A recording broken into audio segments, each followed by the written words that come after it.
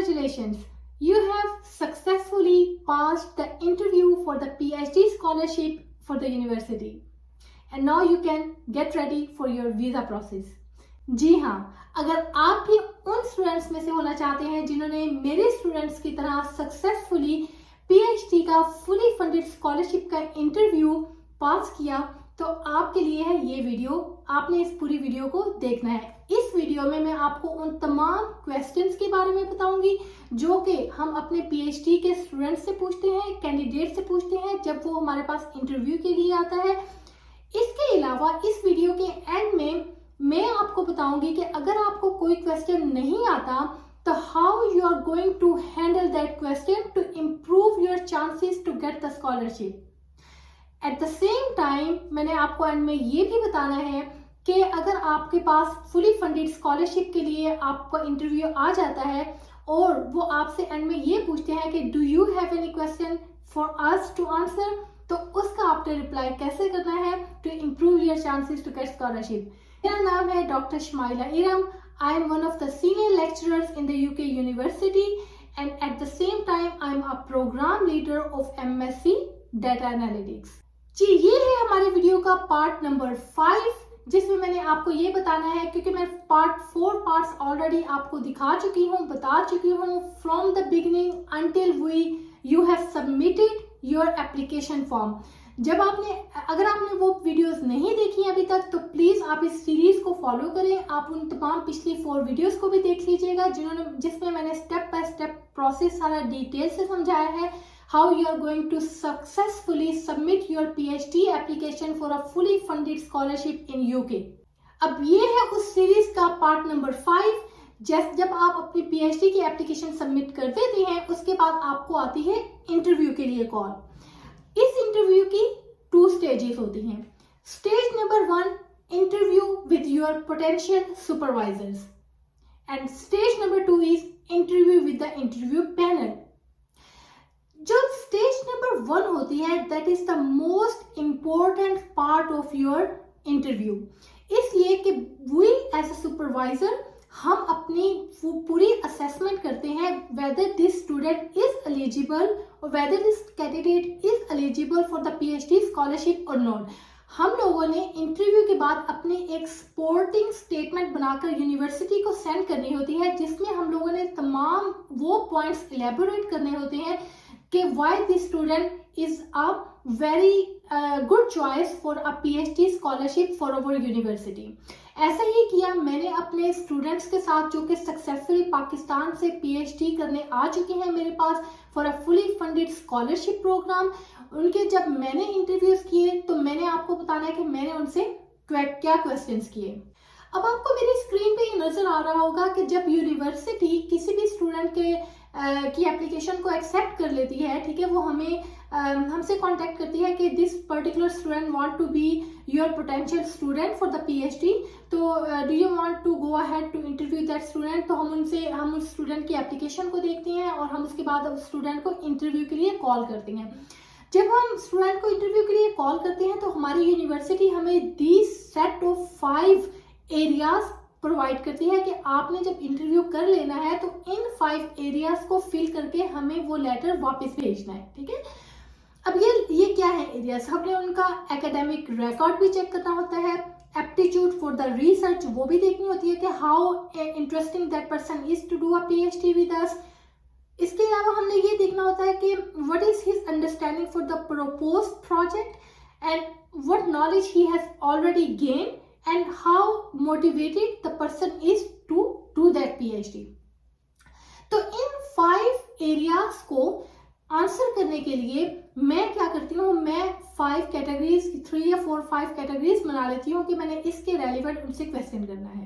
अब आपको मेरी स्क्रीन में नजर आ रहा होगा कि जब मैं अपने स्टूडेंट के साथ इंटरव्यू करती हूँ तो मैं उन क्वेश्चंस को 4 डिफरेंट पार्ट्स में डिवाइड कर लेती हूँ। The first part is technical skills. Technical skills में एकेडमिक क्वालिफिकेशन भी देखती हूँ, नॉलेज एंड अंडरस्टैंडिंग भी चेक करती हूँ and their knowledge for that proposed project वो भी चेक करती हूँ। राइटिंग स्किल्स में अगेन मुझे पता चल जाता है कि the way the student is telling about their publication record, their projects, और उनकी कितनी publication हो चुकी है, तो मुझे उनकी writing skill का वहाँ से पता चल जाता है। रिसर्च पब्लिकेशन, उस स्टूडेंट की ऑलरेडी कितनी रिसर्च पब्लिकेशंस है, ठीक है, मैं उसके बारे में भी क्वेश्चन करती हूँ, जहाँ से मुझे ये आइडिया लगाना बहुत आसान होता है कि इससे पहले उस स्टूडेंट का कितना ज़्यादा इंटरेस्ट था रिसर्च में, कितने उसने प्रोजेक्ट दूसरों के साथ मिलकर कंप्लीट किए हैं, कितनी उसकी पब्लिकेशन हो चुकी है, कितना उसने अपने उस एरिया में अपने नॉलेज को इन्हेंस किया हुआ है, ठीक है, कितनी उसकी इन डेप्थ अंडरस्टैंडिंग है about that particular field for which they have applied for the PhD position और फॉर द स्कॉलरशिप, राइट। तो इस तरह से मुझे वहां से पता चल जाता है। और जो लास्ट स्टेज है वो है कि सॉफ्ट स्किल्स को मैं किस तरह से असेस करती हूँ विद द कोलैबोरेशन इंटरव्यू, कि मैं उनसे ऐसे क्वेश्चन करती हूँ जिसमें मुझे पता चल जाता है कि how good that person is to collaborate with other people. तो इन 4 क्वेश्चंस की, इन 4 एरियाज में कौन से क्वेश्चंस पूछे जाते हैं जो कि मैं एज ए सुपरवाइजर अपने स्टूडेंट से पूछती हूँ और मैंने अपने स्टूडेंट से पूछे, वो किस तरह से रिप्लाई करते थे, उनको उनकी मैं किस तरह से रिपोर्ट बना के भेजती हूँ, ये सारा मैंने आपको इस वीडियो में बताना है। मैंने आपको also I will give you the answers of the successful students, how they have answered my question so that we have successfully passed that person for the PhD scholarship. अब आपको मेरी स्क्रीन में नजर आ रहा होगा कि in order to assess the technical skills of that person, मैं उससे round about 8 questions करती हूँ, ठीक है। फर्स्ट क्वेश्चन क्या होता है, tell me about your MSc project, और अगर आपने BSc का प्रोजेक्ट किया तो tell me about your BSc project. इसमें मैं उसको चांस देती हूँ स्टूडेंट को, कैंडिडेट को, that they can elaborate as much as they want, तो ताकि उनको ये ना लगे कि मैं ये चीज़ नहीं बता सका था या मुझे ये चीज़ इस तरह से बतानी चाहिए थी। तो I give them time to explain whatever the knowledge and expertise and the skills they have gain during the MSc project, कैसे किया था, किसके साथ मिलकर किया था, क्या टूल्स यूज किए थे, वो सारा मैं उनको एलैबोरेट करने देती हूँ। सेकेंड क्वेश्चन है, what research methodology that you have followed in order to complete that project. इससे मुझे 2 चीज़ों का आइडिया हो जाता है, एक तो ये कि that person already know what research methodology is, secondly how they have applied that research methodology in their previous work. तो मुझे 2 चीज़ों को असेस करना आसान हो जाता है। तो रिसर्च मेथडोलॉजी क्या होती है ये मैंने आपको अपनी प्रीवियस वीडियो में बता दिया था, उसका लिंक मैं इस वीडियो के नीचे भी ऐड कर दूंगी ताकि आपको पता चल जाए कि व्हाट इज रिसर्च मेथडोलॉजी। तो the way my students answer is कि I have adopted this research methodology in order to perform this particular task, तो वो वहां से मुझे उनकी रिसर्च मेथडोलॉजी का पता चल जाता है।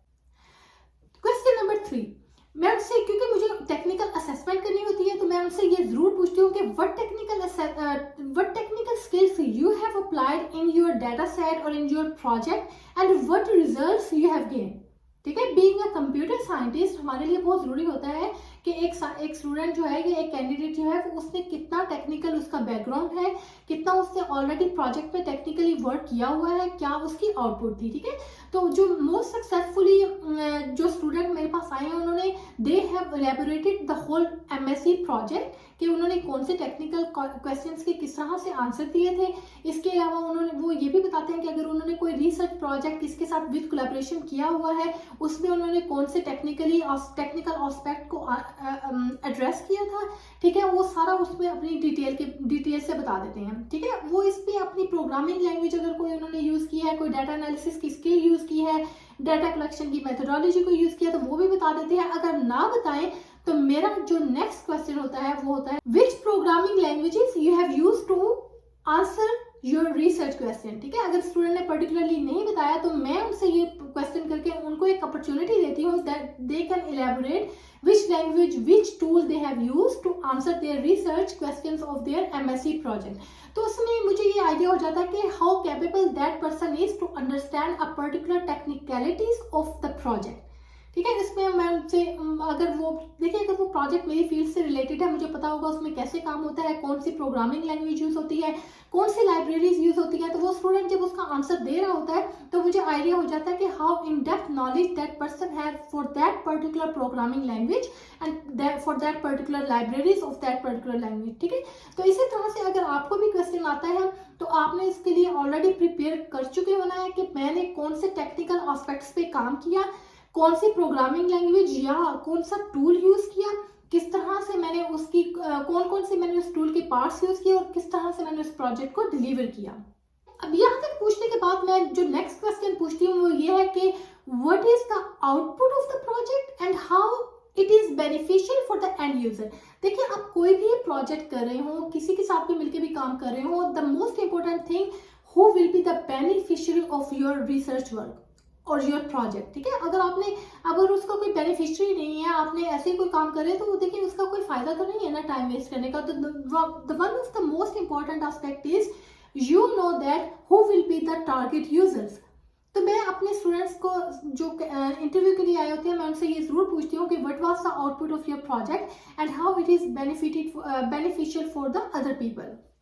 ये तो 5 क्वेश्चंस हो गए related to their previous work. मुझे आइडिया हो जाता है कि यहाँ तक देखिए, यहाँ तक पहुँच के ही मुझे आइडिया हो जाता है कि how good that person is for that particular project. जब वो अपनी प्रीवियस एजुकेशन, अपनी क्वालिफिकेशन, अपनी टेक्निकल जो उसकी एक्सपर्टीज है उसके बारे में जितना वो इलेबोरेट कर चुका होता है, मुझे पता चल जाता है कि how well that student is. Now the next things are I want to know how that person is suitable to transfer that knowledge into this new PhD position। तो मेरा ये क्वेश्चन होता है कि whatever the skill sets that you have gained your MSc project, how do you think you are going to apply for this PhD position or this PhD project?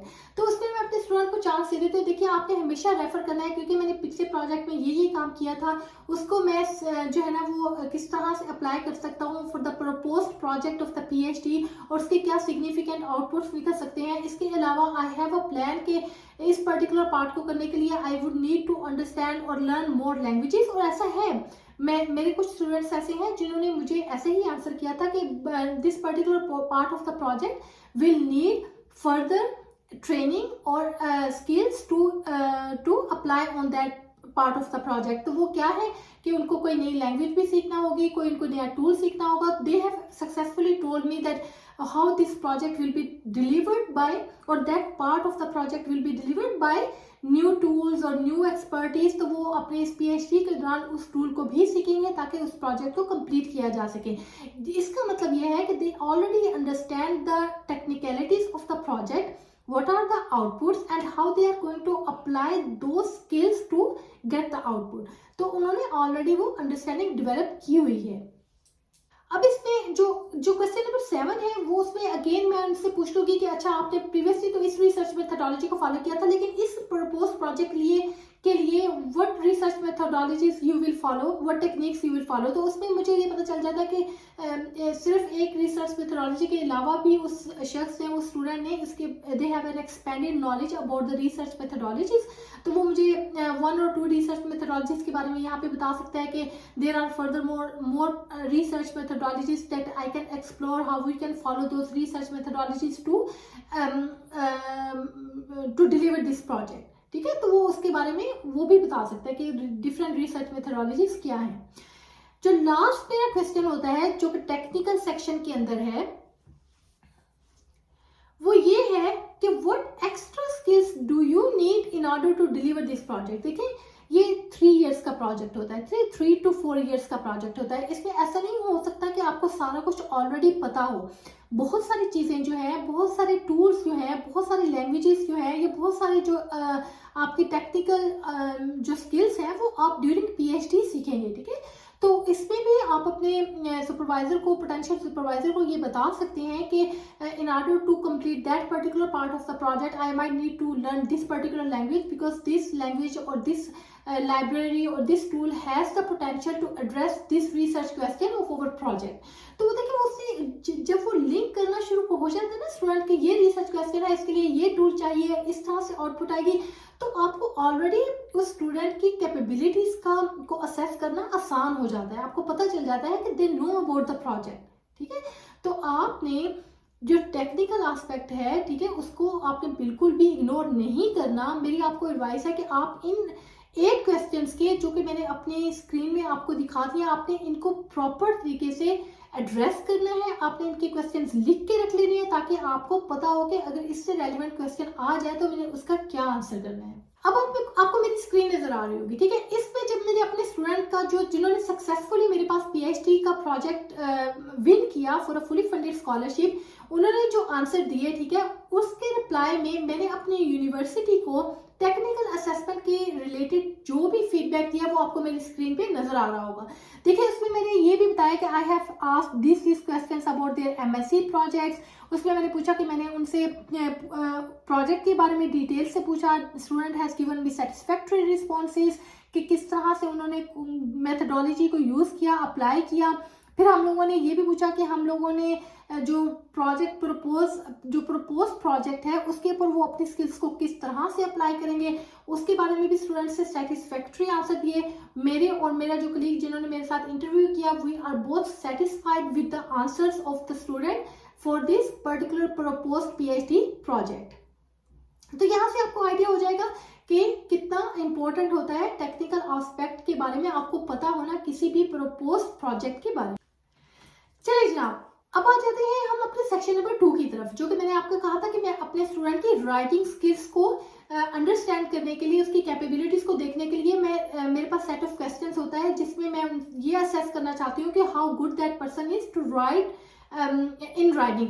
इसकी जरूरत हमें इसलिए पड़ती है कि PhD is not all about doing research and reading papers. आपको अपनी reports भी तैयार करना होती हैं। आपको फर्स्ट ईयर के बाद, जिसको हम PM1 बोलते हैं, ठीक है, जो हमारी फर्स्ट ईयर की प्रोग्रेशन रिपोर्ट होती है वो आपको लिखनी होती है। सेकेंड ईयर में PM2 होता है, फिर थर्ड ईयर में आपको पूरा एक थीसिस लिखना होता है। तो इसके अलावा आपको अपनी पब्लिकेशंस करनी होती है। तो you should have a good understanding about your writing capabilities की, आपको कितना आप अच्छे हैं चीज़ों को रिपोर्ट करने में, लिखने में। तो वो किस तरह से मैं पूछती हूँ, क्या क्वेश्चंस पूछती हूँ, वो आपको मेरी स्क्रीन पे नजर आ रहे होंगे। सो फर्स्ट क्वेश्चन है, did you right any research paper?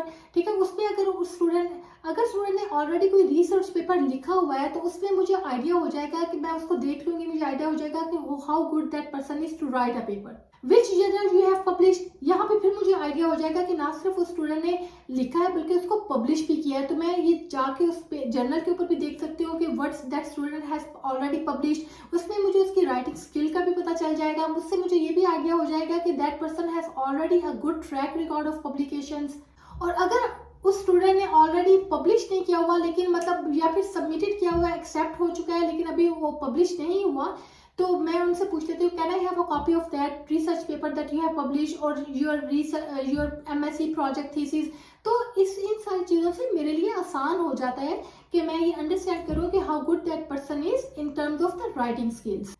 अब आपको मेरी स्क्रीन पे नजर आ रहा होगा कि वो एक सक्सेसफुल स्टूडेंट जिसका मैंने इंटरव्यू किया, तो उसके बाद जो मैंने अपना रिस्पॉन्स यूनिवर्सिटी को सेंड किया, तो मैंने ये कहा कि I have asked him to send me the research papers that he has already submitted so we can assess his writing skills. The papers written are of good standards. in one journal paper he is the main author and in other papers he has contributed। तो देखिए मैंने ये भी बता दिया है कि वो स्टूडेंट जो है उससे अपना भी एक पेपर पब्लिश किया हुआ है एज अ फर्स्ट ऑथर और दूसरे के साथ मिलके भी काम किया। तो अब जो हमारी यूनिवर्सिटी है उसको असेस करना आसान हो जाता है। That person has already an established track record of publication skills.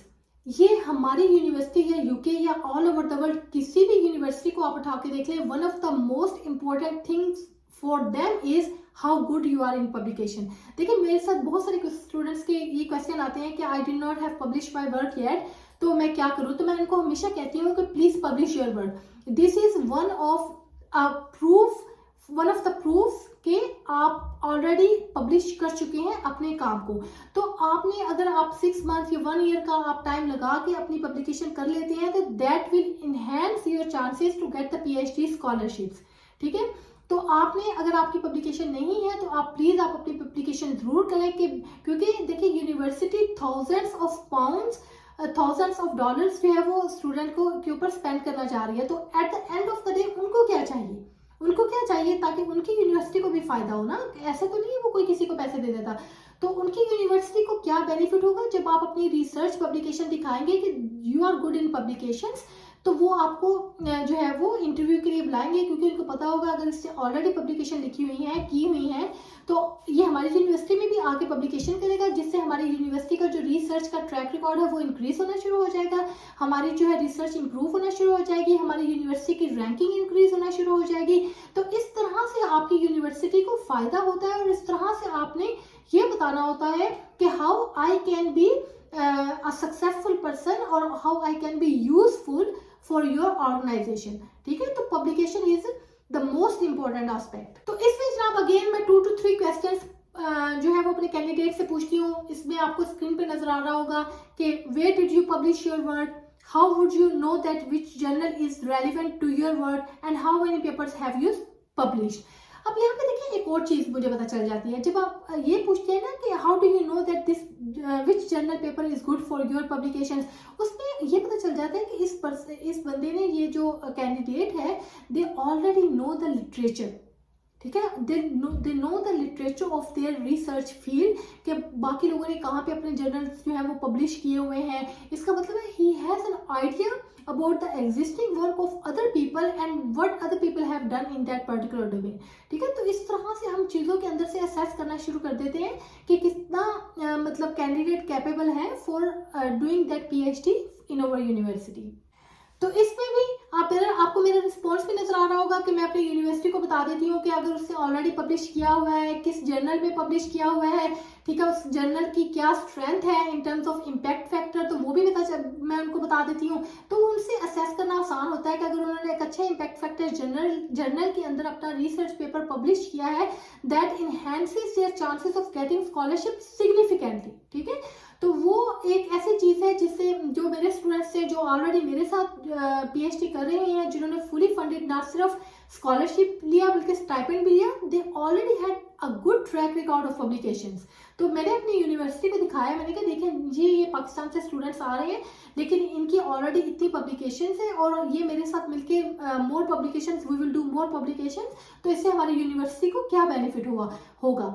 तो देखिए, मुझे उनको कन्विंस करने के लिए पहले आपको मुझे कन्विंस करना होगा, या आपको अपने सुपरवाइजर को कन्विंस करना होगा कि how good you are in doing a publications, right, in delivering that project. तो तभी मैं जाके अपनी यूनिवर्सिटी को कन्विंस कर सकूंगी कि this particular student, how good this particular student is. अच्छा जी, जो लास्ट के 2 to 3 क्वेश्चन है वो मैं पूछती हूँ कैंडिडेट्स की सॉफ्ट स्किल्स के बारे में। देखिए, जो रिसर्च प्रोजेक्ट होता है ना, उसमें आपको इन अ कोलैबोरेशन काम करना होता है। ठीक है, आपको दूसरों के साथ कोलैबोरेट करना होता है। This is one of the most important aspect of your personality, कि अगर आप रिसर्च की फील्ड में आने चाहते हैं तो आपको पता होना चाहिए कि आप दूसरे रिसर्चर्स के साथ किस तरह से कोलैबोरेट करेंगे, चाहे वो नेशनल हो, इंटरनेशनल हो। ठीक है, आप उनके साथ कैसे कोलैबोरेट करेंगे, मिलके किस तरह से पेपर लिखेंगे, और इससे आप ये भी पता चल जाता है कि how good that person is to work in a team.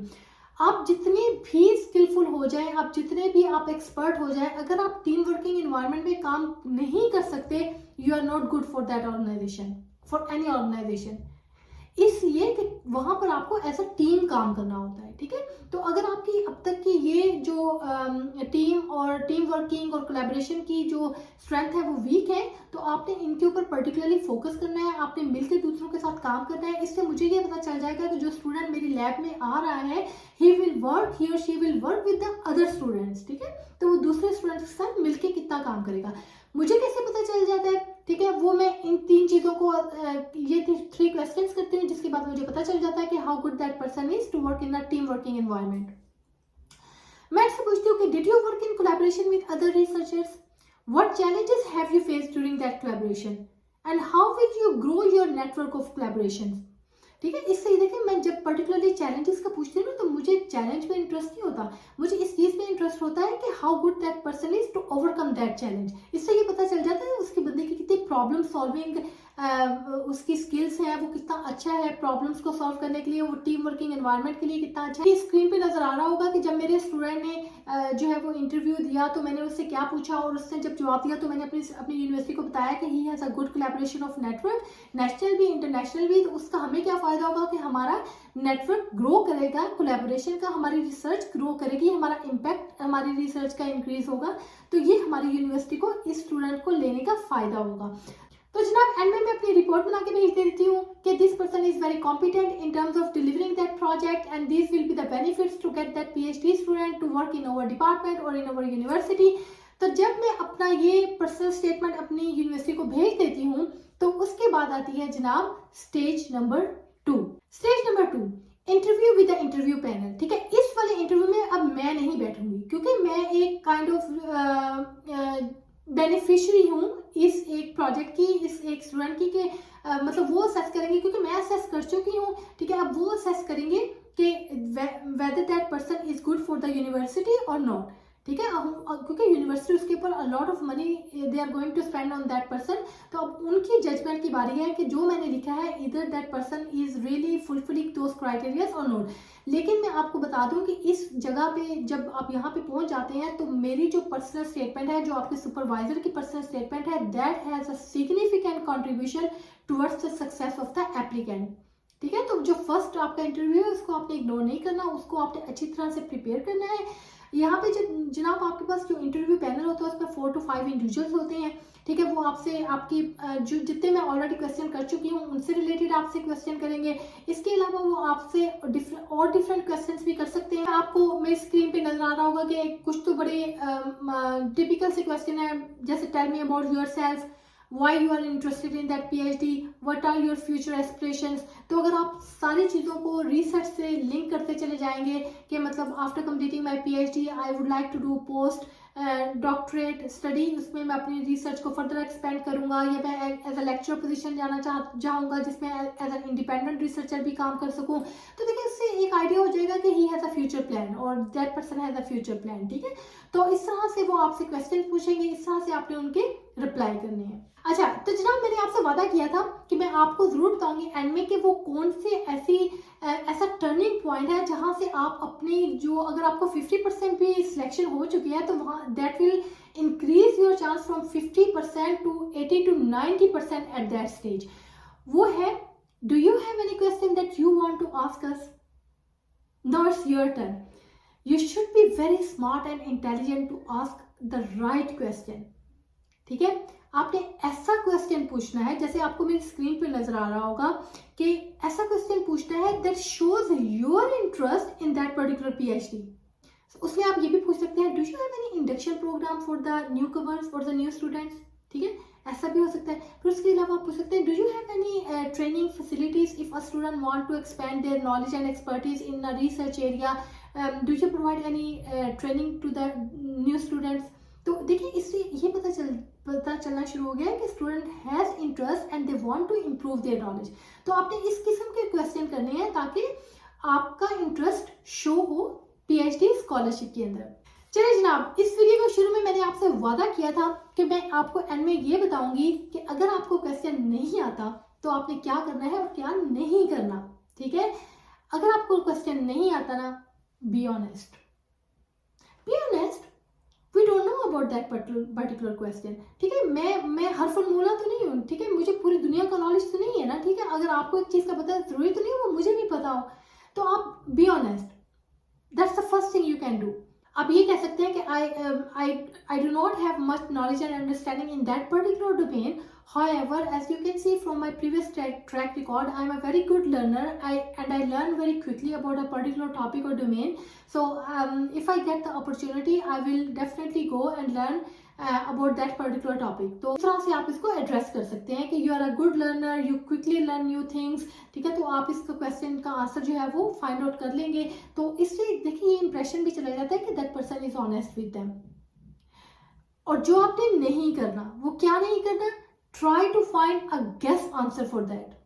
Please do not give them the false information, that will ruin your chance to get a success, to get a PhD scholarship. इससे ये होगा कि अगर आप किसी एक का false answer देंगे या उसको राउंड अबाउट की तरह आप उसका आंसर देना शुरू कर देंगे ना, तो जो आपने पहले अच्छे सही तरह से आंसर दिए होंगे ना, उसकी क्रेडिबिलिटी भी डिक्रीज होना शुरू हो जाएगी। और मुझे अच्छी तरह से याद है कि एक इंटरव्यू के पैनल में मेरे हेड ऑफ द डिपार्टमेंट ने जो है वो इस तरह का एक क्वेश्चन पूछा था। तो उन्होंने, जब स्टूडेंट ने बहुत ऑनेस्टली उसके बारे में बताया कि they don't know about the answer, तो उन्होंने उसको अप्रिशिएट किया था कि दैट पर्सन इज ऑनेस्ट। तो आपने भी ऑनेस्टी शो करनी है। अगर आपको नहीं पता तो भाई नहीं पता, ठीक है, आप उसका लर्न कर लेंगे ड्यूरिंग द पीएचडी। तो इस तरह से आपने टैकल करना है अपना उस क्वेश्चन को जिसका आपको आंसर नहीं आता। तो जनाब, I am sure कि after this successful interview, you will be the one who will start preparing for the visa documents.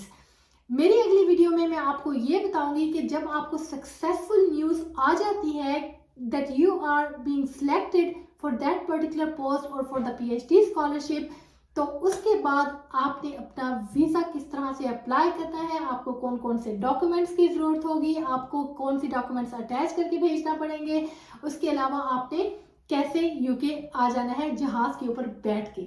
चलिए जनाब, मिलती हूँ आपसे अगली वीडियो में। अपना भी ख्याल रखिएगा, अपने इस चैनल का भी ख्याल रखिएगा। अल्लाह हाफिज़।